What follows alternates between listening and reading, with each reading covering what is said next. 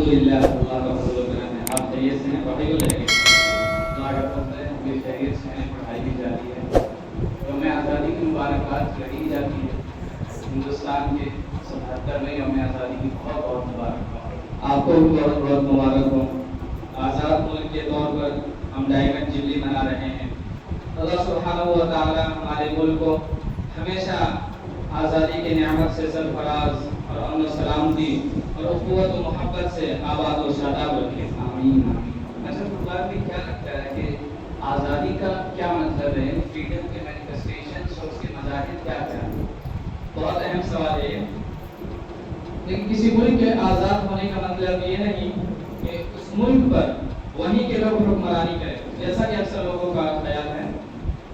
آزاد ہونے کا مطلب بنیادی طور پر وہی ہے جو ہمارے کانسٹیٹیوشن اور ہمارے سنویدھان میں آرٹیکل 12 سے آرٹیکل 35 میں جسے ہمارے مولک ادھیکار یا یوں کہہ لیجیے فنڈامنٹل رائٹس کے طور پر تصریح کیا گیا ہے. اور یہ بنیادی طور پر 6 حقوق ہیں. نمبر 1 برابری کا حق، رائٹ ٹو ایکویلٹی. نمبر 2 حریت کا حق، رائٹ ٹو فریڈم. نمبر 3 استحصال کے خلاف احتجاج کا حق، رائٹ اگینسٹ ایکسپلوٹیشن. نمبر 4 مذہبی آزادی کا حق، right to freedom of religion. Number 5 تعلیمی اور ثقافتی حقوق، کلچرل اینڈ ایجوکیشنل رائٹس.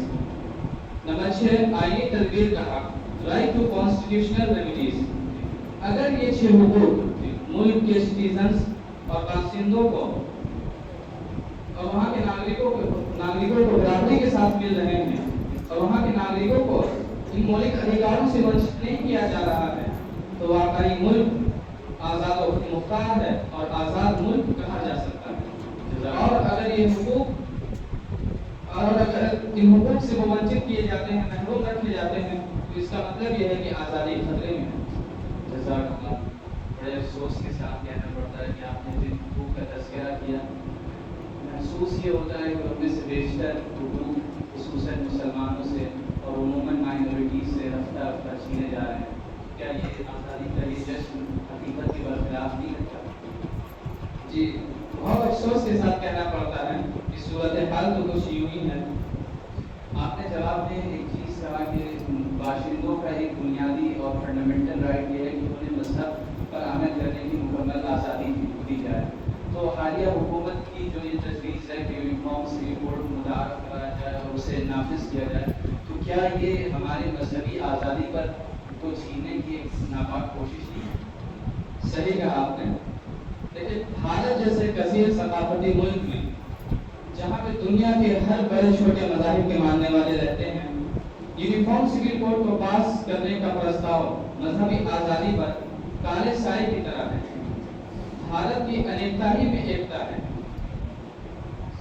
جشن یوم آزادی کے موقع پر ہمیں اس بات کو یقینی بنانا چاہیے کہ ہندوستانی باشندوں کے آئینی و مذہبی حقوق میں پھر کوئی روک نہ ڈالا جائے. ویسے آپ مدرسے پڑھتے ہیں؟ جی بعض حضرات خاص طور سے وہ لوگ جو لبرلزم سے متاثر ہیں اور مغربی افکار نظریات رکھتے ہیں، وہ یونیفارم سول کوڈ کی حمایت اس وجہ سے کر رہے ہیں کہ اس سے مسلمان عورتوں کے ہو رہے ظلم کا خاتمہ کیا جا سکے گا. کیا واقعی ہمارے مسلم پرسنل لاء میں ایسے قوانین اور ایسے ایکٹس پائے جاتے ہیں جو ظلم کا سبب ہے عورتوں پر؟ کیا حقیقت کچھ اور ہے؟ جناب دراصل دیکھا جائے تو یہ سراسر فیک پروپیگنڈا. مسلم پرسنل لاء کسی جج کا یا کسی پارلیمنٹیرین کا یا کسی لائر کا تشکیل کرتا نہیں ہے، بلکہ یہ مسلم پرسنل لاء اس خالق، اس کریٹر اور انسانوں کے اس مالک کا بنایا ہوا ہے جو ہماری ادنا سے ادنا ضرورت سے بھی واقف ہے اور سب سے زیادہ عدل کرنے والا ہے. تو مسلم پرسنل لاء میں کمی کیسے ہو سکتی ہے؟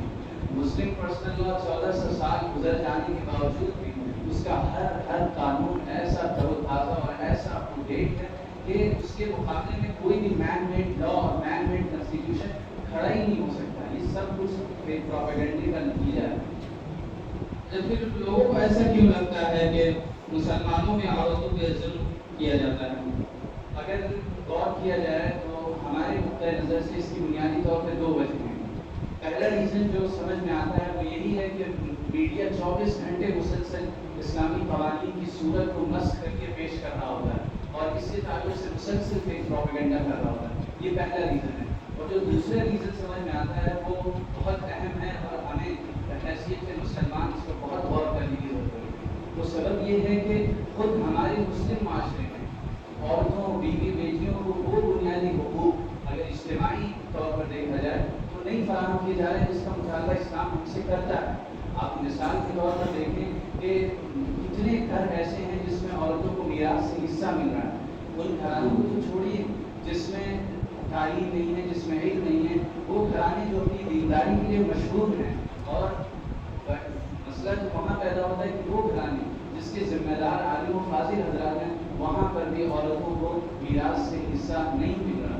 اور آج ہمارے معاشرے کا المیہ یہ ہے کہ اب دہیز کا سسٹم بھی ایک بڑے پیمانے پر رائج ہے. اسی طرح مسئلہ طلاق کا ہے. طلاق دیتے وقت بہت سے افراد جہالت کی وجہ سے صحیح پروسیس کو فالو نہیں کرتے جس کی وجہ سے مسلم پرسنل لا پر انگلیاں اٹھتی ہیں. تو یہ دوسرا سبب بھی اتنا ہی اہم ہے جتنا پہلا سبب. جن باتوں کا تذکرہ کیا آپ نے یہ تو زمینی حقیقت ہے.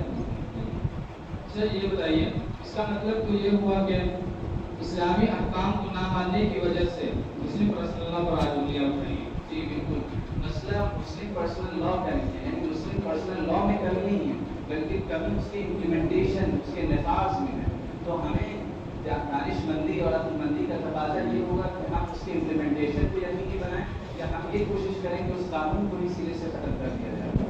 یقیناً اس کو صحیح طور سے نافذ کرانے کی کوشش کرنی چاہیے. جی تو ہمیں مزید اس سلسلے میں کیا کیا جا سکتا ہے؟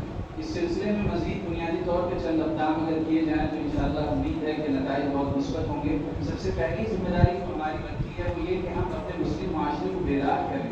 کم سے کم وہ اسلام اور رسول اللہ صلی اللہ علیہ وسلم نے جو 1400 سال پہلے ایک بنیادی اور ایک منشور ہمیں دیا کہ عورتوں کو کیا کیا حقوق ملنے چاہیے اس کو ہم فراہم کریں. اور اسی کے ساتھ ہمیں اس بات کی پرزور مہم چلانی چاہیے کہ عورتوں کو میراث میں جو جائز حق ہے وہ ہر گھر میں ملے, کوئی گھر اس سے مستثنا نہ رہے. اسی طرح ہمیں ہمارے اوپر یہ بھی ذمہ داری بنتی ہے کہ ہم سماجی عادت اور معاشی عادت کو برقرار رکھیں, معاشرے میں اس تعلق سے واقفیت کو عام کریں اور دہیز کے خلاف ذہن سازی کی جائے اور اس کے نقصانات اور اس کے مقاصد کو لوگوں میں بتایا جائے تاکہ اس کے خلاف فضا تیار کی جا سکے.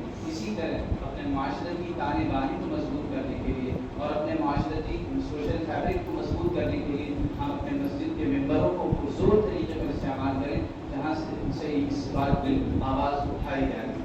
اور اسی طرح طلاق کے معاملے میں صحیح رواقیت عام کی جائے. اور اس سلسلے میں ایک مزید جو بہت بنیادی ذمہ داری اہل علم حضرات اور دانشور حضرات کی ہے وہ یہ کہ مسلسل فیک پروپیگنڈے کی وجہ سے جو غیر مسلموں میں شکوک و شبہات اور اشکالات اور کنفیوژنس پیدا ہوتے ہیں ہمارے قوانین کے سلسلے میں اس کو ہم مثبت انداز میں پازیٹیو وے میں دور کریں اور جو اس وقت کے رائج طریقے ہیں انہیں استعمال کر کے ان اشکالات کو ختم کرنے کی کوشش کریں. اگر ہم یہ کریں گے تو امید ہے کہ ہم اپنے مسلم رسول اللہ کی حقانیت کو ثابت کر سکیں گے. ساتھ ہی میں یہ بھی توقع ہے کہ ہم سوسائٹی میں یہ اعتماد پیدا کر سکیں گے کہ سوسائٹی کی تمام پرابلمس کا واحد ہے مسلم پرسنل لا. ماشاء اللہ جو باتیں آپ نے عرض کی یہی حل کارآمد اور مفید ہے. میں بھی انشاءاللہ کوشش کروں گا کہ اپنے گھر والوں کو, اپنے دوستوں احباب کو اور جہاں تک میری دعوت پہنچ سکے گی میں اسلامی قوانین کی افادیت و اہمیت کو ریشنل اور منطقی انداز میں سمجھاؤں گا اور اس کی عقلی تشریح کروں گا انشاءاللہ. اللہ ہم سب کو توفیق دے. آمین. ٹھیک ہے, ہمارے مدرسے میں جشن آزادی کی تقریب جاری ہے. انشاءاللہ پھر آپ سے ملاقات ہوگی. السلام علیکم. وعلیکم السلام.